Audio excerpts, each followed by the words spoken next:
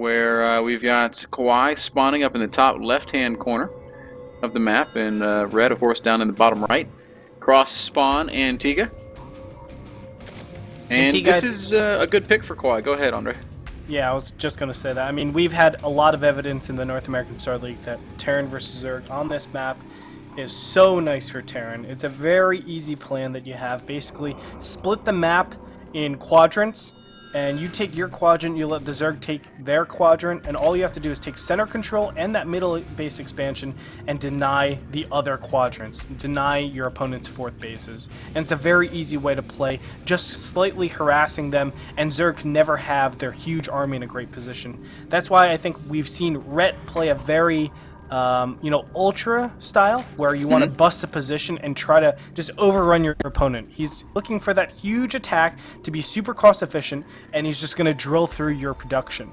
But if that fails, obviously you lose a lot of momentum. What we're going to want to see in this early game stage is how Ret manages his gas, so he doesn't have to put any into mid game and put it all directly into that end game stage, so he can just bust through that center of the map.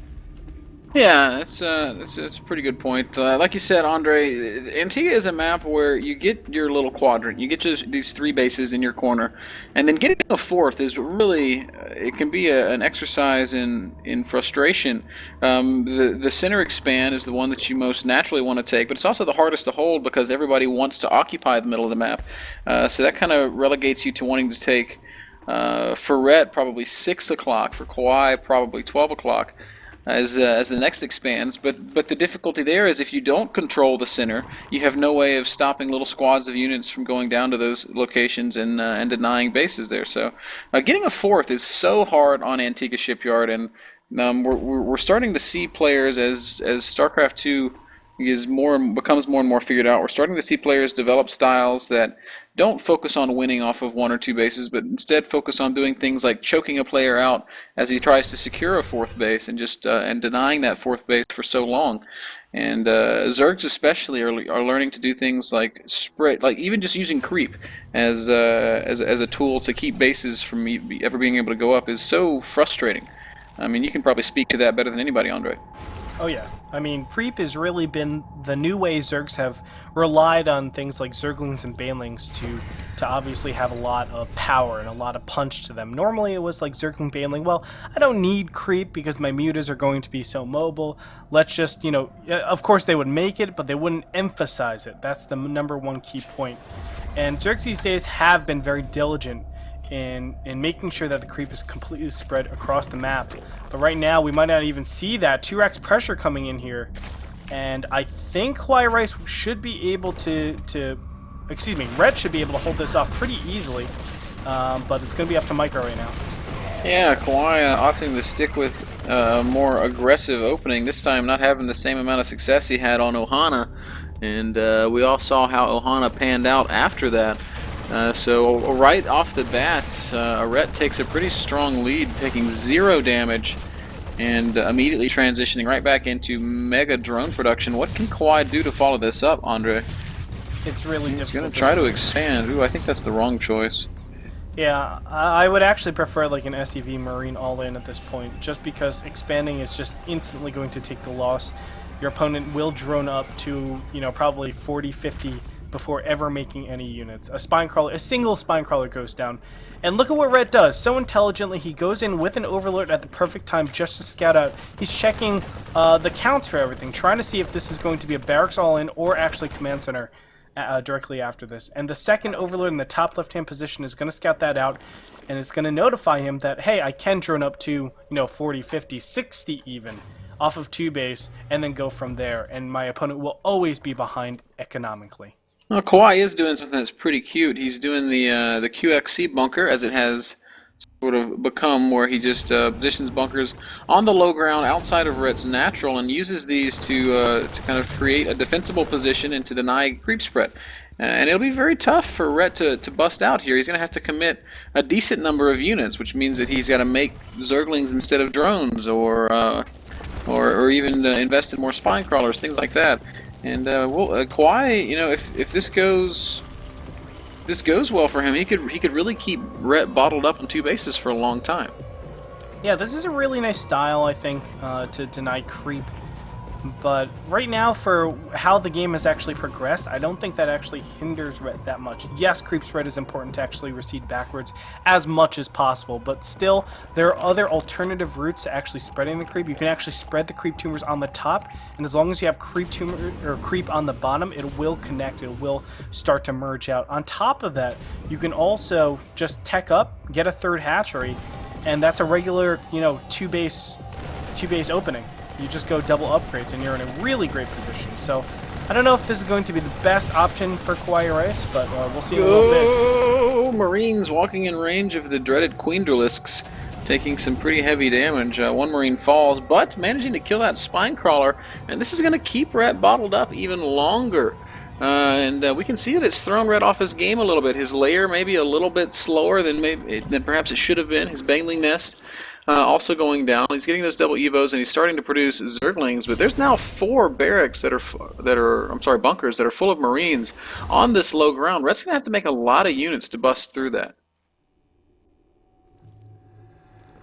And I think honestly, Kawaii should probably think about maybe abandoning this position at some point soon.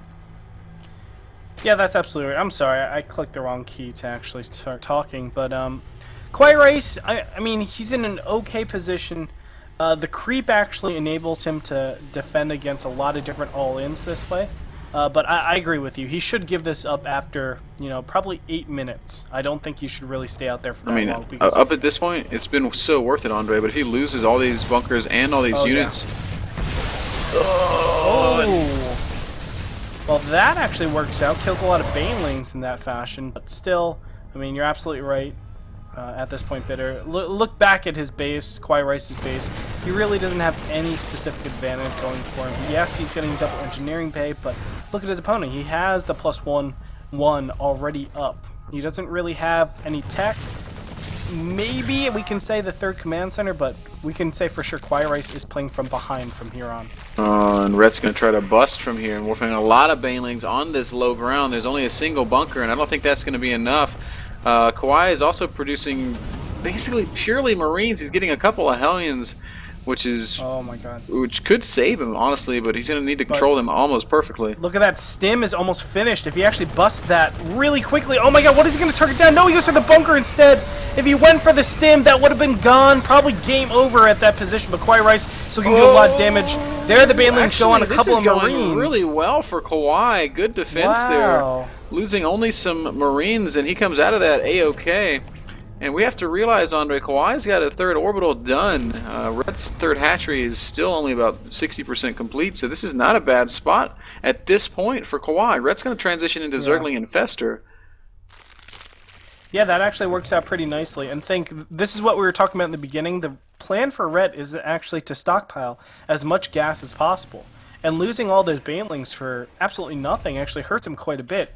I would actually say that because of that, it's going to weaken his ultra count. I mean, it's only one ultra, but it matters, This game is a game of inches. You need to try to get every little advantage as possible. No, but even further than that, I mean, you've got to have 6 gas if you're going to tech up to Hive, and Red's 5th and 6th gas was delayed so long. We see Kawaii pushing forward kind of aggressively here with some Marines and some Hellions. At the same time, Ret's just going to counterattack, and Kawhi's not in the best position to deal with it. SCVs are going to take some damage. Marines trying to hold the line. Zergling's going to run in, Stim going down, and the Lings will be chased away, but not before killing a handful of workers. At the same time, back on Ret's creep, Kawhi's push has basically stalled out, but he is working on a lead, Andre, a supply lead, 103 supply to 100. Siege mode and his first tanks are coming out. I think Kawaii has played out this early game pretty damn well. Yeah, I think he's recovered really nicely. Before I was, saying that he doesn't really have any advantages, but I think Ret actually, threw away a lot of larva, and that larva is really important. He could have been a lot of drones up on his opponent. I mean, he still is 67 to 59, but remember, those mules are 4.5 efficient mining drones per minute. So that gives Terran a pretty big lead in that sense, 13.5 more drones than his opponent. It gives the advantage to Kawaii.LighT in economy at this point. 2-2 is on the way though for both these players. It looks like Zerg will have it slightly faster, so Ret will have a little bit of a timing, I think, with this 3-3 Hive Tech. Yeah, but he needs to stick that hive if he's going to do that, Andre. He's still sitting on just a layer, Oh making wow, more yeah. Zerglings, making more Infestors. Maybe a mistake, maybe I don't know. I don't know what else it could be. A lot of Zerglings and Banelings in the middle of the map catching a handful of Kawai's units. And Kawai is not completely sieged. He's going to have to split these Marines out very well. Baneling's going to come crashing in. Wow. Very nice trade for Kawaii.LighT. Yeah, that wasn't bad at all. And with that, he's going to clean up more of Ret's units. And again, Ret forced to back off. A lot of Zerglings in production, but that's really it. Hive also just now starting for Ret. So Kawhi continuing to make pretty good trades in the center of the map.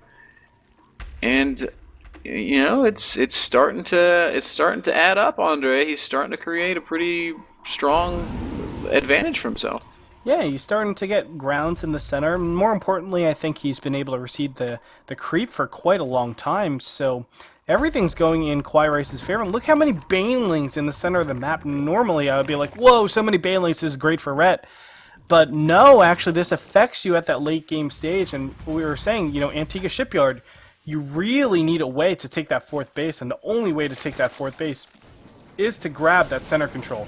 And center control is not something easy to take. You actually have to play a 9 game. Another round of units coming here. Big stem from the Marines. Big 2-2 time with Banelings and Zerglings and Infestors, and you know, a lot of Ret's units are going to die here, I'm sorry, a lot of Kawai's units are going to die here, but he's still going to hold the line. A few more Zerglings are going to come streaming up into the third expansion of Kawhi, and there's nothing here to defend this base. A small mistake not having any bunker or any units there, but well, yeah, it's turning into a big mistake. Where are your units, Kawhi? Now they're showing up. Oh my goodness. He had a lot of mine time actually killed there, and a lot of SDVs. Let me look at the SDV count actually. 20 to 15, so both of them have traded quite a bit. In the meantime, there is a drop going in at the third. It will get cleaned up by a pack of Zerglings, but he's been able to kick Ret's units off the line as well. So nice trades. Even though he's taking economic losses, he's realizing that he's able to damage his opponent. Supplies at the end of the day, 132, 139 to 109. Kawaii.LighT still looking pretty decent now that, you know, he's evened up 2-2. He does need to get a step on 3-3 though, which he has not been doing just yet. Yeah, Ret's 3-3 is on the way. His Ultralis Cavern's also building. His fourth base is just completing, so not a bad spot to be in that regard. But the real story right now is Kawhi's army lead. He's got 151 supply, 86 army supply against 53. That's a pretty strong advantage for Kawhi. And here we see that Ret's managed to get enough creep out in the middle of the map that it will delay this this fourth command center from landing. And but you can see the power of the creep spread right now. And think about what Ret's plan was this whole time. He's doing these pushes on his opponent, training units, and then all of a sudden he has a lot of room, and your opponent has, or the Terran has, a lot less units to actually deny creep in the center of the map. I really like that style to actually put your creep on as far as possible. And all of a sudden, Kawaii.LighT, when he wants to do a 2-2 timing, it's only geared to taking out the creep, because he really cannot take out anything further. He doesn't want to step on creep for too long. But now taking out the fourth base, this is so intelligent by Kawaii.LighT. This is exactly where you want to be. Yep, and it's exactly what we discussed, Andre. When you control the center, you can deny these expansions, and Ret can't really sustain hive-tech production without a fourth base. This Ultra trying to bust out. Let me out of here, he says. But it's not going to happen. He will fall. And Kawhi's position just getting better and better. He's now got a planetary in the middle of the map. He's successfully denied Ret's fourth base. He can now drop from here. He can do any number of things. Some Zergling is going to do a little bit of running around. They're not going to be able to find much of anything. Ret going to try to expand up in the top right-hand corner of the map. A lot of Ultras in production for Ret, but beyond that, his army is looking pitifully small. Yes, and, you know, he's going to miss a little bit of his timing. Big Doom drop, though, Bitter. A ton of medevacs are going to drop all of his units from the left-hand side.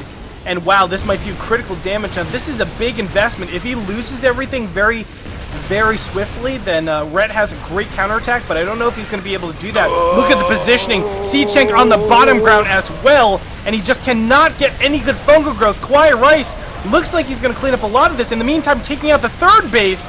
Oh my gosh, Ret is on nothing. My goodness. Wow. Ret acknowledged